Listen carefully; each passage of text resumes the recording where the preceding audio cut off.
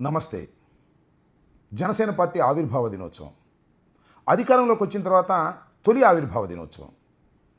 12 సంవత్సరాల తర్వాత, అంటే పుష్కర కాలం తర్వాత జరుగుతున్నటువంటి ఆవిర్భావ దినోత్సవం. అది కూడా పిఠాపురంలో జనసేన అధినేత పవన్ కళ్యాణ్ గారు అత్యధిక మెజార్టీలో గెలుపొందినటువంటి నియోజకవర్గంలో చోటు చేసుకున్నటువంటి ఆవిర్భావ దినోత్సవం అద్భుతంగా నిర్వహిస్తారని, అశేష ప్రజానీకం వస్తారని చాలామంది చాలా ఆసక్తిగా ఎదురుచూశారు.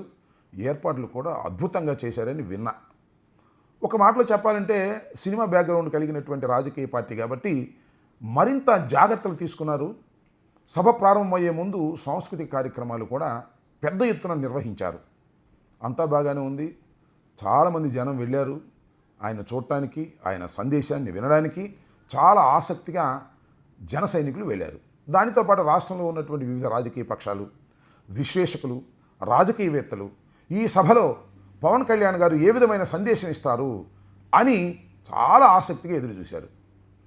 ఆసక్తిగా ఎదురుచూసిన అందరికీ కూడా నిరాశ కలిగించేటటువంటి సందేశాన్ని ఆయన ఇచ్చారు. నిరాశ కలిగించే సందేశాన్ని ఆయన ఇచ్చాడు అనడం కంటే అసలు ఏ సందేశం ఇచ్చాడో, ఆయన అసలు ఏమి చెప్పాలనుకున్నాడో, ఏమి చెప్పాడో మీకు నాకు విశ్లేషకులకి అర్థం కాకపోయినా పర్వాలేదు, కానీ ఆయనకు కూడా అర్థం కాని మోస్ట్ కన్ఫ్యూజ్డ్ స్టేట్లో ఆయన ఉపన్యాసం అంతా జరిగిందని నేను అభిప్రాయపడుతున్నా. 2-3 ఉదాహరణలు మనం చూసుకుందాం. ఆయన 2-3 విషయాల్ని చాలా పర్టికులర్గా టచ్ చేశారు. అదేమిటంటే సహజంగానే జనసేన కార్యకర్తలు, సినిమా అభిమానులను సపరేట్ చేయలేము. ఓజీ ఓజీ ఓజీ అని నినాదాలు చేశారు.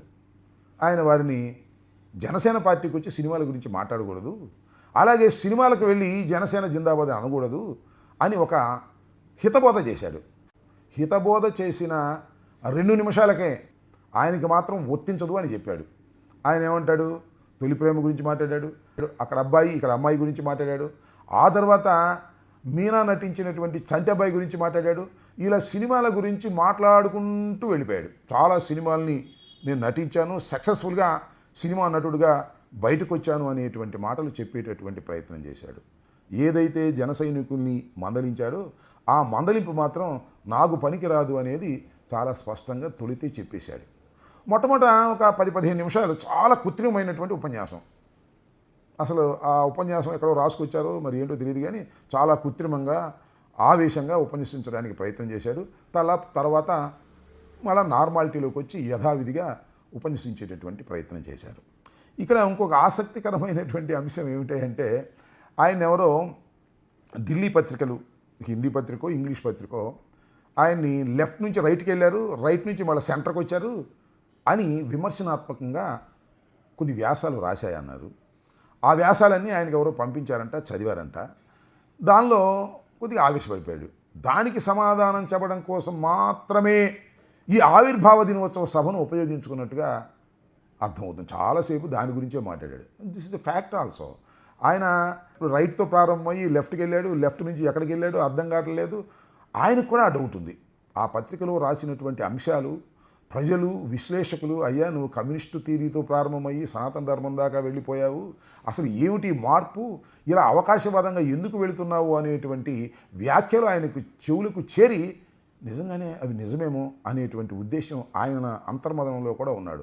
ఆ అంతర్మదనమే సుమారుగా ఒక 20-30 నిమిషాలు ఆ అంతర్మదనం గురించి ఎక్స్ప్లెయిన్ చేసుకుని చెప్పుకోవడానికి ప్రయత్నం చేసి సరిగ్గా సమాధానం చెప్పుకోలేని దశకు ఆయన వెళ్ళిపోవటం కొద్దిగా విచిత్రంగా ఉంది. ఒక విధంగా చెప్పాలంటే మోస్ట్ ఇన్మెచ్యూర్నెస్. జన సైనికులకి లేదా జనసేన పార్టీకి, పవన్ కళ్యాణ్ గారి అభిమానులకి కోపం వస్తే రావచ్చేమో, కానీ అపరిపక్వత, ఎక్కడ కూడా మెచ్యూర్డ్ స్పీచ్ లేదు. 12 సంవత్సరాలు రాజకీయ పార్టీని నడిపాను అన్నారు, మంచిదే. రాజకీయ పార్టీని నడపడం కోసం ఎన్ని కష్టాలు పడ్డాను అన్నాడు. ఏం కష్టాలు పడ్డాడో నాకు అర్థం కాలా. అంతేకాదు తన ఆరోగ్యాన్ని కూడా చెడగొట్టుకున్నాను అన్నాడు. ఆరోగ్యాన్ని ఎందుకు చెడగొట్టుకుంటారు? చంద్రబాబు నాయుడు గారు మరి 40 సంవత్సరాలు 50 సంవత్సరాల నుంచి రాజకీయాలు నడుపుతున్నాడు. ఆరోగ్యాన్ని ఏమైనా చెడగొట్టుకున్నాడా? ఎవరైనా ఎందుకు చెడగొట్టుకుంటారు? మేమున్నాం ఎప్పటి నుంచి 89 నుంచి రాజకీయాల్లో ఉన్నాం. ఆరోగ్యాన్ని చెడగొట్టుకుంటామా? ఏదో కమ్యూనిస్టులాగా అడవుల్లోకి వారిపోతేనో, తుపాకీ భుజాన పెట్టుకుని పోరాటం చేస్తేనో ఆరోగ్యాలు ఏమైనా దెబ్బతింటాయి, కానీ ఒక చక్కని సమాజంలో, అన్ని వస్తువులు ఉన్న సమాజంలో టాప్ లెవెల్లో ఉన్న హీరోగా మీరుండి రాజకీయాల కోసం నేను ఆరోగ్యాన్ని పోగొట్టుకున్నాను, గందరగోళ పడిపోయాను అని ఎక్స్ప్లెయిన్ చేసుకోవడం చూసినప్పుడు నాకు అసలు ఏంటి వాట్ ఈస్ దిస్, ఏమైనా తేడా ఉందా అనేటువంటి ఈ అనుమానం కూడా కలిగిందని ఈ సందర్భంగా నేను చెప్పదలుచుకున్నాను. ఈ రకంగా ఆయన ధోరణి చూస్తున్నప్పుడు ఇంకొక విషయాన్ని కూడా ఇక్కడ మనం చెప్పాలి. మొత్తం ఇది పిఠాపురంలో జరుగుతున్నటువంటి సభే కానీ ఇది మొత్తం దక్షిణ భారతదేశాన్ని మొత్తాన్ని ప్రభావితం చేసే సభ అన్న తీరులో ఉపన్యాసం ప్రారంభించారు. ఆయన కన్నడం మాట్లాడాడు, మరి తమిళం మాట్లాడాడు, మహారాష్ట్ర గురించి మాట్లాడాడు, తెలంగాణ గురించి మాట్లాడాడు, శ్రీశ్రీ గురించి మాట్లాడాడు, శ్రీశ్రీ గేయాల గురించి మాట్లాడాడు, మన సనాతన ధర్మాన్ని గురించి మాట్లాడాడు. అసలు నేను సనాతన ధర్మం కోసమే పుట్టాను అన్నాడు. ఆ చెగువీర బొమ్మ ఎందుకు వేసుకున్నారని చాలామంది అడుగుతున్నారు కదా. ఆ చెగువీర ఆయన డాక్టర్గా ఉండి సమాజానికి సేవ చేశాడనేంతవరకే నాకు సంబంధం తప్ప ఆయన సిద్ధాంతానికి నాకు సంబంధం లేదని తేల్చేశాడు. ఏంటో నాకు అర్థం కాల. ఈ తొత్తురుపాటు ఏంటో, ఈ గందరగోళం ఏంటో అర్థం కానటువంటి పరిస్థితుల్లోకి జనసేన పార్టీ నాయకులు వెళ్ళారు.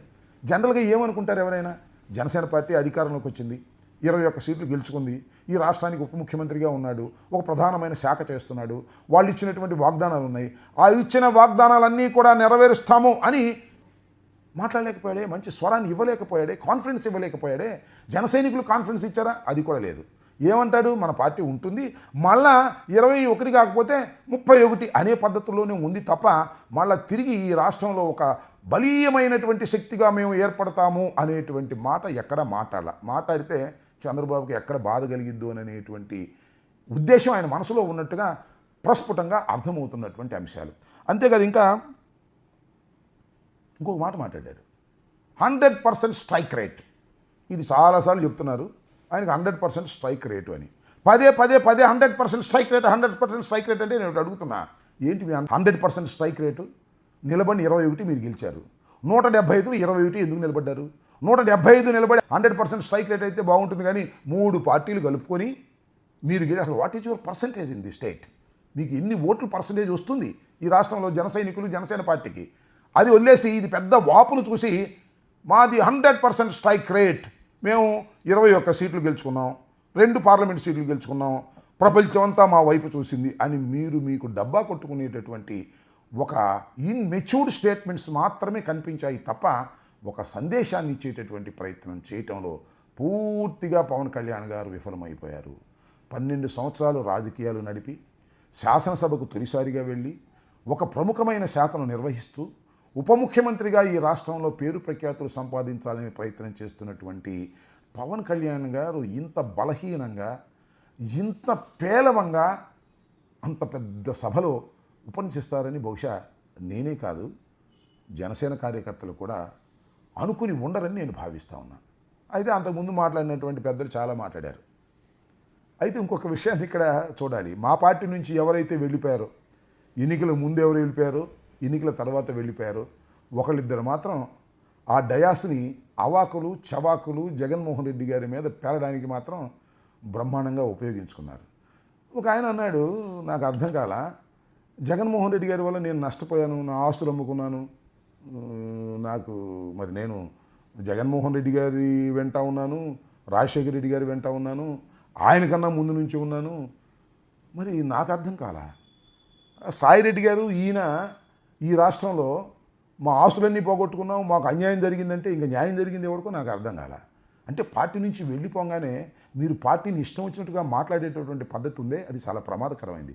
అది మీ క్యారెక్టర్ని డౌన్ చేస్తుంది తప్ప జగన్మోహన్ రెడ్డి గారిని డౌన్ చేయదనే విషయాన్ని మీరు మర్చిపోవద్దని మనం చేస్తున్నాం. మా దగ్గర ఆకులు నాకినాయన ఒక ఆయన వెళ్ళాడు అక్కడ ఎంపీగా, ఆయన కూడా ఏదో మాట్లాడుతున్నాడు జగన్మోహన్ రెడ్డి గారి గురించి. జగన్మోహన్ రెడ్డి గారు అంటే పులివెందులకు ఎక్కువను కడపకు తక్కువ అంట. మరి ఈయనేంటో రాజశేఖర రెడ్డి గారి వల్ల, ఆయన వల్ల నీకు పార్లమెంట్కి వెళ్ళే అవకాశం ఇస్తే ఏదో పేలిపోతున్నారు. పేలండి, ఇప్పుడు మీకు సమయం ఉంది, ఇంకా 4 సంవత్సరాలు. మీ ఇష్టం వచ్చినట్టు పేలిపోతే అదేమీ గుర్తుపెట్టుకోకుండా ప్రజలు ఉంటారని అనుకోవటం అనేది చాలా పొరపాటని కూడా ఈ సందర్భంగా నేను మనవి చేస్తున్నా. సరే, దాంతోపాటు జనసేనకు సంబంధించినటువంటి ఒక శాసనసభ్యులు గారు కూడా మాట్లాడారు. పవన్ కళ్యాణ్ గారిని ఏమన్నా అంటే వారి చర్మం తీస్తా అంటాడు, తోలు తీస్తా, నార తీస్తా. ఎందుకయ్యా ఈ మాటలు నాకు అర్థం కాలేదు. ఇలాంటి మాటలు మాట్లాడి మీరు ఏం చేయదలుచుకున్నారు? మీ జనసేన పార్టీ ఏమిటి? ఎవరు తోలు తీస్తారు, ఎవరు తొక్క తీస్తారు? తీసే శక్తి మీకు ఉందని మీరు అనుకుంటున్నారా? భ్రమిస్తున్నారా? పవన్ కళ్యాణ్ని మీరు పైకి తీసుకెళ్లాలనుకున్నారా, కిందకి లాగాలనుకుంటున్నారో ముందు మీరు తేల్చుకోవాలని కూడా ఈ సందర్భంగా నేను మనవి చేస్తూ, దీనిలో ఇంకా ఆసక్తికరమైన ఇంకొక విషయాన్ని కూడా చెప్పాలి. కొత్తగా వచ్చిన నాగబాబు గారు, ఆ నాగబాబు గారు వర్మ గురించి ఇండైరెక్ట్గా కొద్దిగా అగ్లీగా మాట్లాడాడు. సరే, వర్మ వల్లే మీరు గెలవలేదు, లేదా ఎవరి వల్ల మీరు గెలవలేదు, తెలుగుదేశం వల్ల కూడా మీరు గెలవలేదు అనుకున్నాం. ఇది ఎలక్షన్ ముందు చెప్పాల్సింది కదా, వర్మ మాకు అవసరం లేదు, నువ్వు లేకపోయినా మేము గెలుస్తామని నాకు చెప్పొచ్చు కదా.